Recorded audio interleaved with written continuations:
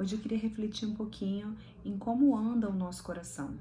Lá em Gênesis, a Bíblia conta que houve um hebreu chamado José, que foi vendido como escravo para o Egito, e ele foi vendido pelos próprios irmãos.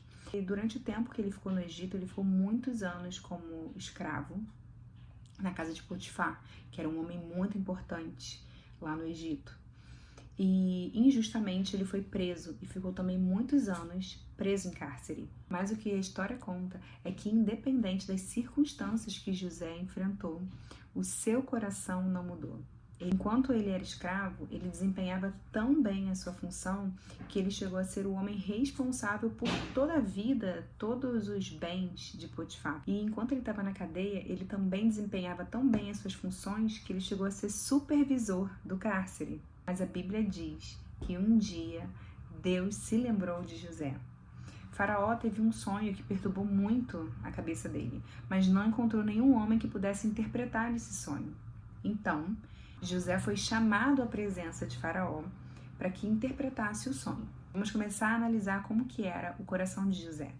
Quando Faraó pediu para que ele interpretasse o sonho, a primeira coisa que ele disse: "Não sou eu que interpretarei, mas sim o Senhor." José tinha um coração humilde. Ele poderia ter pego toda a glória, toda a honra para ele, mas ele deu a glória e a honra para o Senhor. Na interpretação daquele sonho, José explicou para Faraó que o Egito passaria por 7 anos de grande fartura. E depois desses 7 anos, viriam 7 anos de grande escassez em toda a terra. E falou para Faraó que ele deveria nomear um homem inteligente para que planejasse durante esses 7 anos de fartura um sistema de estoque de alimentos para que eles pudessem sobreviver. E sabe o que Faraó fez? Faraó nomeou o próprio José como governador do Egito. Depois de ele ter sido traído e vendido como escravo pelos seus próprios irmãos, depois de ele ter ficado anos como escravo, ficado anos como prisioneiro, o Senhor lhe exaltou e ele chegou a ser o segundo homem mais poderoso do Egito. E no tempo de escassez, a fome chegou a todos os lugares, inclusive lá onde Jacó, pai de José, e os seus irmãos, aquele que tinham vendido ele como escravo, moravam. Seus irmãos foram até o Egito para comprar alimentos. José, como era o governador, ele que normalmente atendia os estrangeiros. E um belo dia, seus irmãos chegaram, prostraram o rosto nos seus pés, pedindo para que ele vendesse os alimentos. Essa era a hora que finalmente José poderia se vingar dos seus irmãos, que tanto tinham feito ele sofrer durante todos aqueles anos. Ele se separou do pai, ele nunca mais teve contato com a família, foi escravo, foi prisioneiro, e estavam ali, nas mãos dele. José, como segundo homem do Egito, poderia mandar prendê-los, poderia fazer com que eles fossem escravos, poderia matá-los, mas não.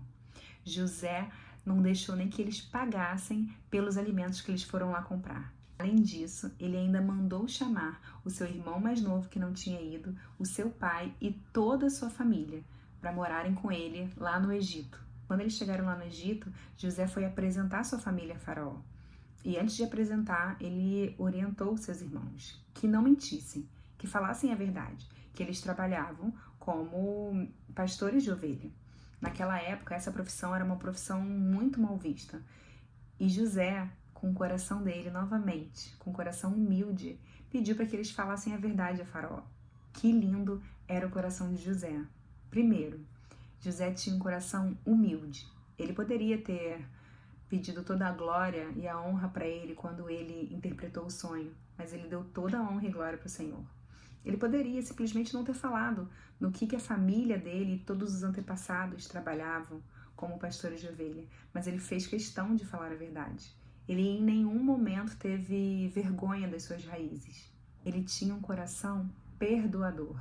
Em nenhum momento ele agiu com mágoa ou com vingança para aqueles irmãos dele que tanto mal tinham feito. E por último, José tinha um coração abençoador. Além dele perdoar os seus irmãos, ele ainda os abençoou com alimentos, com uma terra fértil, trouxe toda a sua família e os colocou no lugar de honra, independente do que eles tinham feito. E sabe por que José conseguiu fazer tudo isso, independente de tudo que ele viveu? Porque ele tinha certeza que Deus estava no controle da sua vida. Lá em Gênesis 45:7, José explica aos irmãos qual era a visão deles sobre tudo aquilo que tinha acontecido com ele. que o próprio Deus tinha enviado ele na frente, enviado ele ao Egito para que ele chegasse a ser o que ele se tornou e para que toda a família dele e toda a descendência sobrevivesse e fosse abençoada. Vamos fazer então como José? Comece a pedir para Deus que abra os seus olhos para que você perceba que tudo que você está passando agora, você está passando com a permissão do Senhor, porque existe um propósito para tudo isso lá na frente. Talvez o Senhor esteja permitindo que você passe isso para que o seu coração se transforme no coração de José, um coração humilde, perdoador e abençoador. Somente quando nós confiamos na bondade de Deus para as nossas vidas, independente das circunstâncias que a gente passa, nós conseguimos perdoar todos, inclusive aqueles que nos nossos olhos não merecem perdão. Se você está assistindo esse vídeo e se lembrou que existe alguém que você precisa perdoar, essa pessoa mesmo, esse nome que o Senhor está colocando aí agora no seu coração, é o Espírito Santo que está falando com você.